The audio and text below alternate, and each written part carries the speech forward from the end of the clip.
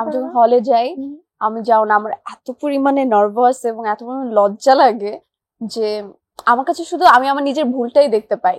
এই যে আমার হাতটা ধরেছে আর আমাকে ছাড়বে না, মানে আমার সাথে ছবি তুলবে, কথা বলবে।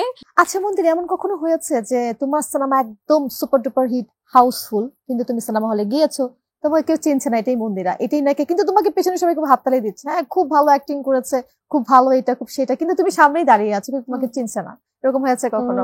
না, এরকম তো হয়নি। ওকে, কখনো হয়নি। আচ্ছা, তুমি তো কখনো আমাকে সেদিন মানে বলছিলা যে বুরখা পরে কখনো অ্যাকচুয়ালি যাওয়া হয় না সিনেমা হলে। আমার সাথে এটা হয়েছে যে আমি নীলচক্র তো মাত্র রিলিজ হলো, তো এটা নিয়ে আমি তোমাকে পরে বলবো। কাজল রেখার একটা বলতে পারি যে ঈদের সেকেন্ড ডে তে আমি আর রাজ হচ্ছে যাচ্ছিলাম তোমার ধানমন্ডির সীমান্ত স্কয়ার সামথিং, তো ওখানে আমার অনেক লেট হয়ে গেছিল। সেলিম বারবার ফোন দিচ্ছে, মন্দির আসছো না কেন, মানে সবাই হলে দেখে সিনেমা শেষ করে সবাই চলে যাচ্ছে।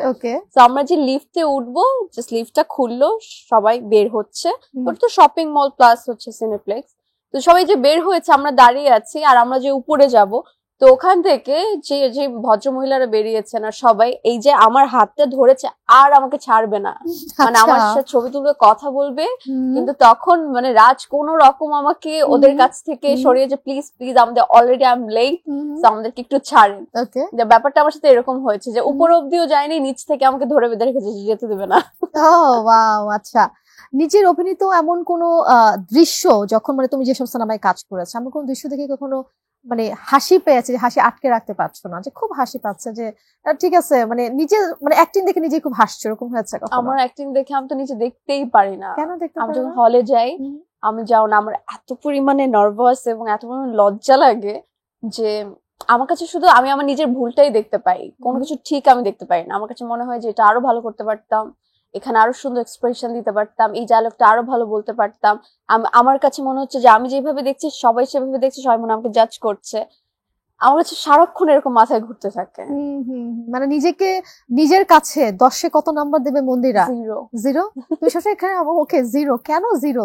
তুমি অভিনয় করছো, অভিনেত্রী দেখেই কিন্তু সিনেমার প্রপোজ পাচ্ছ একটার পর একটা, ভালো ভালো কাজ করছো।